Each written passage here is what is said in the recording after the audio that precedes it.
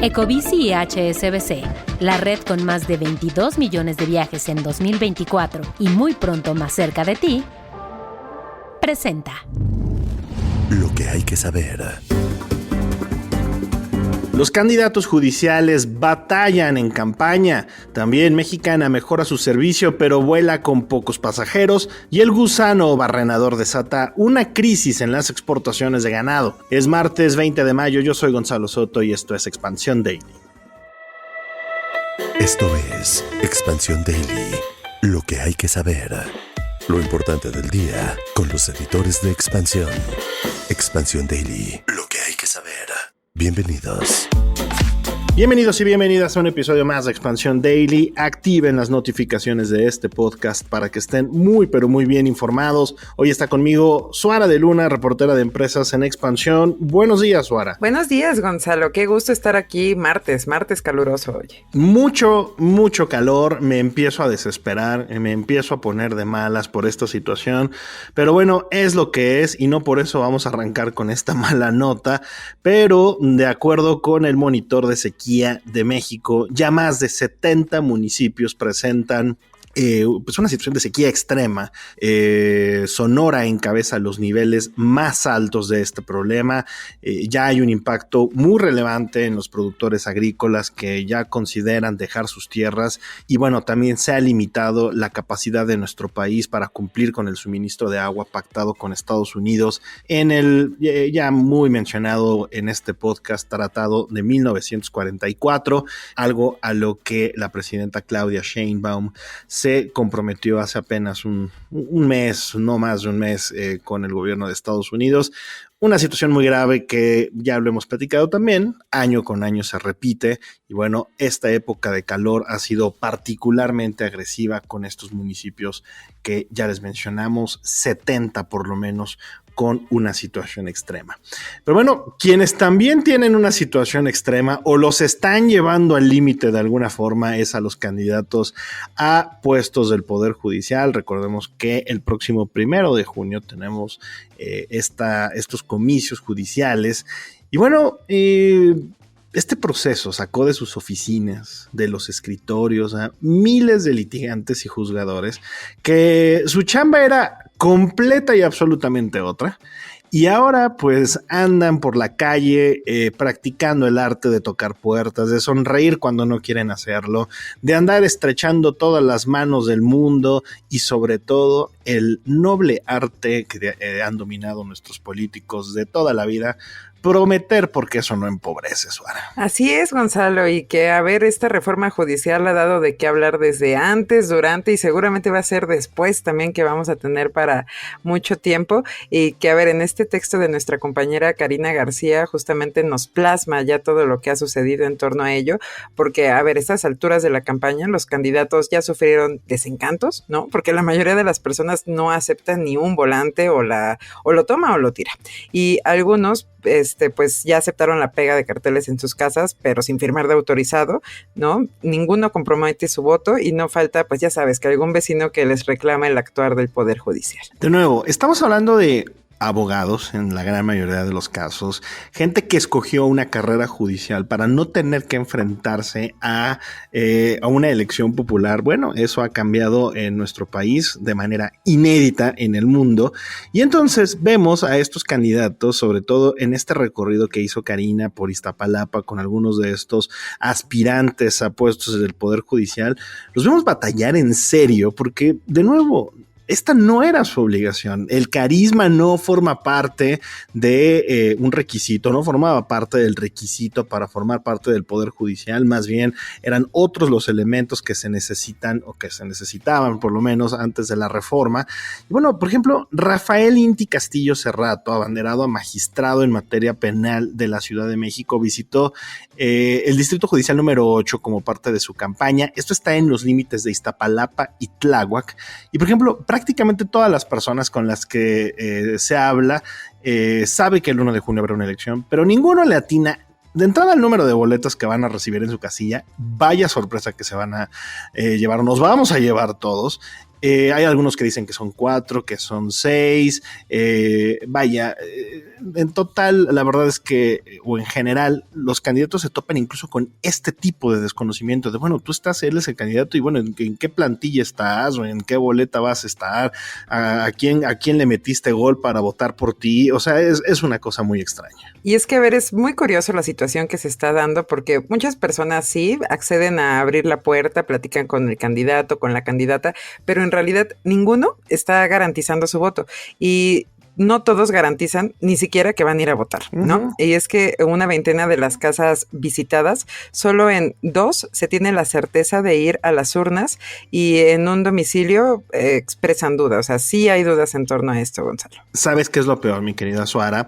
Que de entrada, mucha gente, o la gran mayoría de las personas en nuestro país desconocen qué es lo que hace, por ejemplo, un diputado, cuál es la función que tiene, por ejemplo, un senador, el jefe de gobierno. Ahora imagínate tener que identificar qué hace un tribunal, un magistrado de distrito, qué hace un juez, qué hace, un magistrado de la Suprema Corte, cuáles son sus funciones. Y chécate. Tal es la confusión, Suara, que en el caso de Castillo Serrato recibió una petición para podar un árbol, arreglar una banqueta, cuando esto no tiene absolutamente nada que ver con las funciones que va a ejercer o que pretende ejercer como aspirante a esta magistratura en materia penal. Pero la gente ve a estos personajes haciendo campaña y lo primero que dicen, bueno, pues arréglame la vida, y arreglarme la vida es tápame el bache, arréglame la banqueta, y pues estas personas, estos candidatos judiciales se quedan pues con los brazos cruzados y no es su culpa necesariamente. Y es que, a ver, otro de los retos que hay en torno a hacer campaña es que el candidato ha aprendido a distinguir aquellos espacios en donde sabe que sí van a ser escuchados, porque por ejemplo mercados o tianguis ya saben que si dan un volante pues muy probablemente si los reciben los van a tirar o de plano les dicen que no. Y justamente también en el caso de Castillo Serrato pues aprendió a administrarse mejor y optimizar el uso de su propaganda, privilegiar las visitas a las casas cercanas, ¿no? A donde se van a colocar las urnas, porque pues ya sabe que la gente no sale a votar si la casilla está a más de 4 calles. Aquí en este recorrido, Suara, radica gran parte del problema de haber hecho del Poder Judicial uno de elección popular. Esta es la primera vez que ocurre esta votación. La siguiente vez, que está programada para 2027, pues quienes aspiren a un cargo en el Poder Judicial se van a inclinar por leyes populares, aunque no sean positivas para el país, por medidas que sean de mucho relumbrón para que la gente los reconozca. Es decir, es la politización de un poder que debía o debe fungir como un contrapeso a la política tradicional. Pero bueno, vamos a cambiar de tema, ya fuera la reforma judicial, por lo menos por hoy. Mejor llévanos hasta estos aviones de Mexicana, Suara, que ya tuviste la oportunidad de probar, pues cómo van. ¿Ya hay una mejoría? ¿Qué está pasando con esta empresa que revivió el expresidente Andrés Manuel López Obrador? Ay, pues fíjate que desde que volvió al aire esta aerolínea estatal, ahora en manos de la Secretaría de la Defensa Nacional, cuando regresó a los aires, o sea, en diciembre de 2023, yo ya tenía ganas de subirme justo a uno de estos vuelos y ya por fin se logró. Y la verdad, Gonzalo, es que la sorpresa fue grande. A ver, volamos en un avión de 180 pasajeros, con capacidad para 180 pasajeros, y adivina cuántos íbamos a bordo. No lo sé, la verdad es que tengo hasta miedo a adivinar. 30 personas en un avión para 180 Oye, qué padre. Los 30 iban en business porque se agarran una fila completa y ya llevan su camita hecha. Que es justamente esa fue mi sorpresa. A ver, obviamente es una aerolínea a bajo costo y de hecho nosotros adquirimos la tarifa La Quiero, que es la más asequible. Okay. El vuelo de Life a Monterrey tuvo un costo, ya contando TUA, impuestos y demás, de 700 y tantos pesos. O sea, volar a Monterrey con ese precio, ya sabes que es aerolínea de bajo costo, pero como dices, la experiencia pues cambia porque... Esos precios ni Obama. Exacto, oye. Y bueno, a ver... Iban 30 pasajeros en este avión con capacidad para 180. Dime por favor que te fuiste a una de estas filas, ¿verdad? Vacías, y ahí te echaste un sueñito. La verdad es que no, porque iba trabajando. pero Mentira, sí. híjole. No, oye, la verdad es que sí iba muy cómoda y me encanta la atención porque se ve que sí hay, digamos que esa intención de estar al pendiente. Cuando tienes a 30 personas para atender, ¿verdad? Y no a 180, debería ser. Debería ser, y que por ejemplo otra cosa que también seguramente las personas que suelen viajar a menudo la han experimentado, es esa ansiedad atroz que da antes de tomar un vuelo que se ve que está repleto porque dices, híjole, quizás mi maleta de mano ya no cabe en la cabina superior, y acá no, o sea, aquí te olvidas por completo de esa ansiedad, no, digamos que ya, se olvida, pero, pues también no todo es color de rosa, Gonzalo. No, me imagino que no. Cuéntanos, Suara, ¿cuáles son, digamos, los contra de todo este recorrido de Mexicana? A ver, no pudimos hacer check-in a través de las páginas de internet, a través de la página web, no lo logramos, entonces hasta el momento nada más tiene esta aerolínea vuelos nacionales, ¿no? Por lo que sí, aquí sí es requerido presentarse 2 horas antes del vuelo en el mostrador de la aerolínea. Uh-huh. Y el otro punto, pues es que, a ver, desde que inició operaciones, ¿no? Su centro, su principal sede está en el Aeropuerto Internacional Felipe Ángeles, y que ya sabemos que pues no se caracteriza por ser el mejor aeropuerto en cuanto a conexiones, ¿verdad?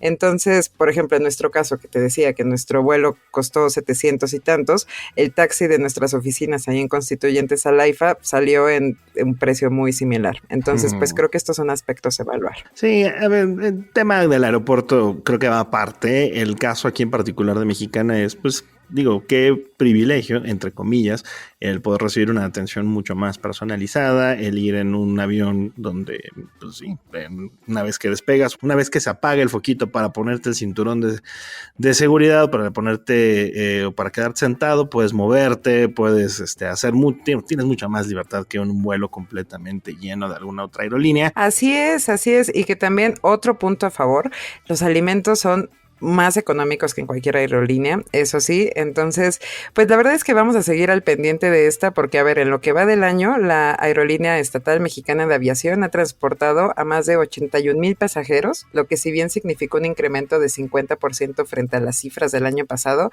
¿Qué crees, Gonzalo? Que todavía no llegan ni al 1% del total de mercado de vuelos domésticos. ¿Sabes cuál es otra de las malas, mi querida Suara, con esta aerolínea? Y es que nos está costando una buena lana en términos de subsidios, en términos de apoyos por parte de la administración federal.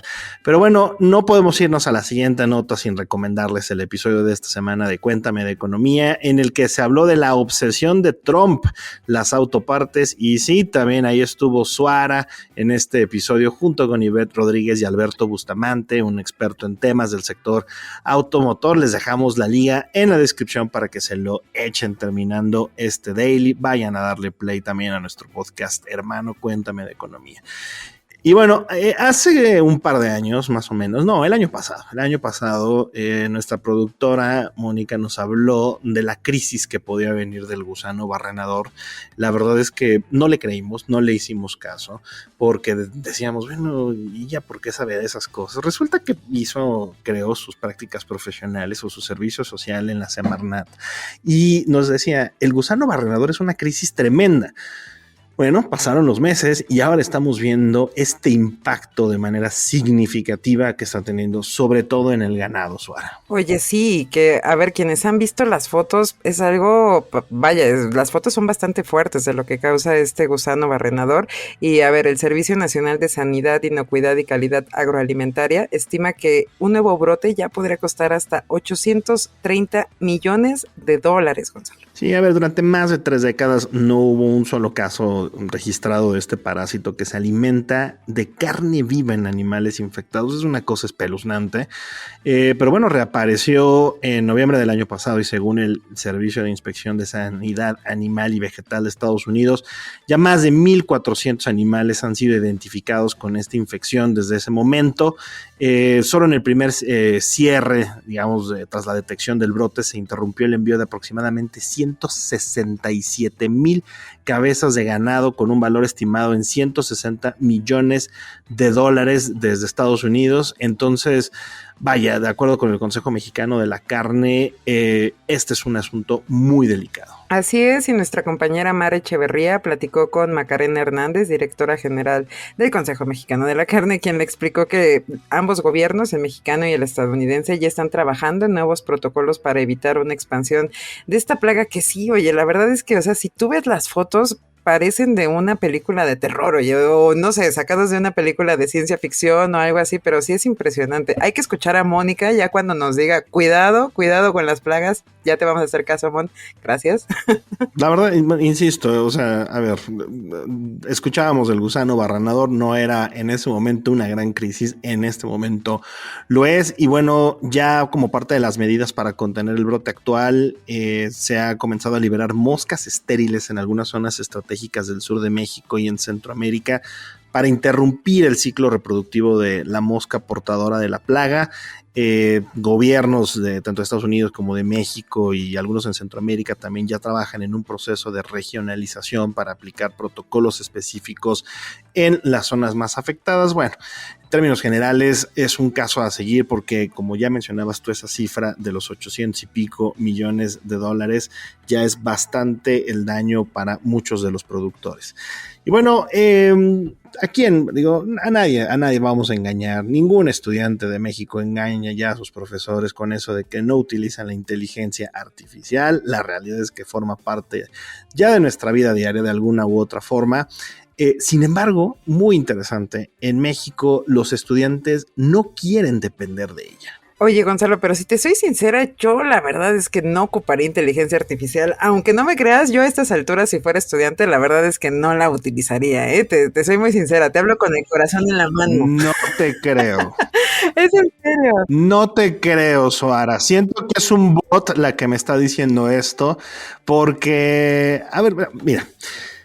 Es verdad que ayuda en muchas tareas diarias y de acuerdo con un estudio global realizado por Turnitin, que es una empresa desarrolladora de una solución para detectar trabajos precisamente hechos con inteligencia artificial, 64% de los alumnos participantes les preocupa el uso de la inteligencia artificial en el entorno educativo y 5 de cada 10 mexicanos no sabe cómo obtener el mayor beneficio de la tecnología para sus estudios.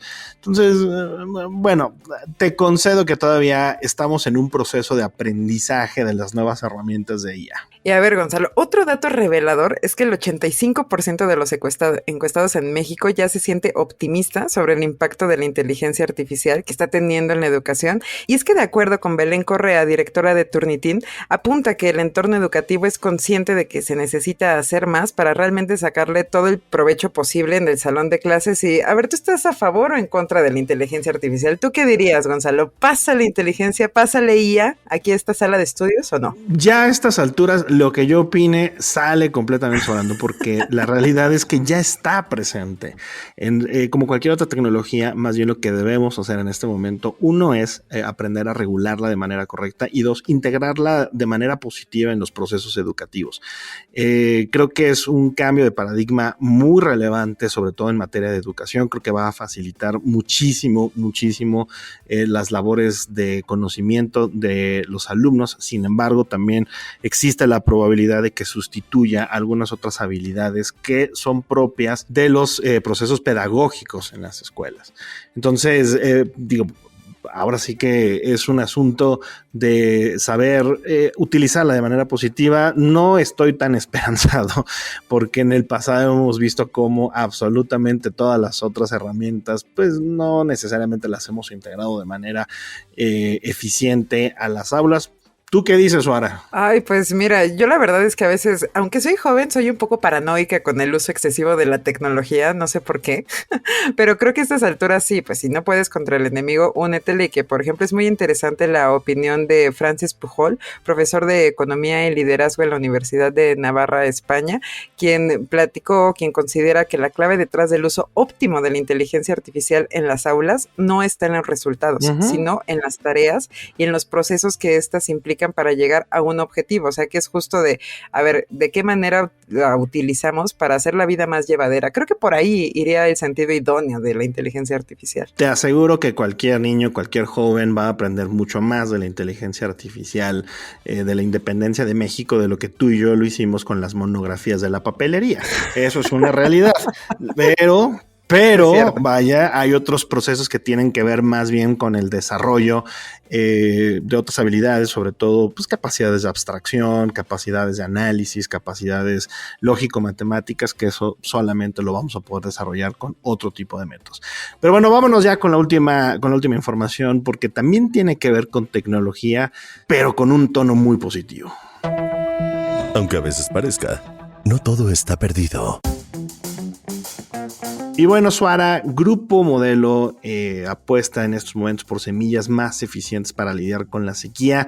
La empresa realiza un esfuerzo en investigación y acompañamiento en alianza con algunas instituciones académicas y startups para poder desarrollar una nueva variedad de insumos que le permitan ahorrar, sobre todo, agua. Y es que cada cerveza de Grupo Modelo inicia su recorrido en el rancho Sermo, un centro de investigación agrícola que ¿dónde está? En el corazón de Zacatecas, que desde 1996 ha sido clave en el desarrollo de variedades de cebada más resistentes y de mayor rendimiento, que por ende es una base esencial para marcas como, ya la sabemos, creo que las has de conocer un poco bien, Gonzalo: Corona, Victoria y Modelo. Gracias por decirme alcohólico, mi querida Suara. No, pero que te gusta la cerveza, que te gusta la cerveza, eso no sí, lo vas a negar. Perfecto, no, y mucho. Y es que, a ver, esa noticia me agrada por dos cosas. La primera, porque hay un tema de conservación de los recursos naturales, y dos, efectivamente, porque pues le da más vida a un producto que hasta el momento sigue siendo en muchos casos muy exhaustivo en el uso de los recursos hídricos. Pero bueno, en las parcelas experimentales de este rancho ya hay decenas de variedades de cebadas que son sembradas, monitoreadas y clasificadas para evaluar su comportamiento ante diversas condiciones climáticas, resistencia, productividad, y de ahí se entregan a más de 5,000 productores agrícolas que están asociados con Grupo Modelo. Daniel Cochenzo, presidente de Grupo Modelo, afirmó que esta labor no se hace solamente por responsabilidad social, sino también para desarrollar el negocio, mirando las oportunidades con las innovaciones tecnológicas, y que ya está brindando un valor agregado, ¿no? O sea, justo una que le gusta la cerveza dice, mira, me voy a tomar esta cervecita, pero viene de un proceso de sostenibilidad, ¿no? Y eso está bueno. Esta declaración de Daniel Cochenzo de verdad me encantó porque, a ver, lo dice como es. Si es un asunto del ambiente, también es un asunto de negocio. Y la verdad es que cuando ambas van de la mano y en beneficio tanto de una parte como de otra, pues aplausos también para ello. Muchas gracias, mi querida Suara, por habernos acompañado en este episodio ya de martes. Muchas gracias a ti, Gonzalo, y la verdad es que ya me quedé con antojo de una cerveza después de hablar de este tema, pero todavía es muy temprano para ello. Nunca es temprano para ello, mi querida Suara. Siempre son las 5 de la tarde en algún lugar del mundo. Y ya saben también que toda la información sobre estos y otros temas están disponibles en expansión.mx. Se disfrutan más también con una cerveza fría en la mano, y leemos sus comentarios en las redes sociales de Expansión, todas @expansiónmx. Nos escuchamos mañana.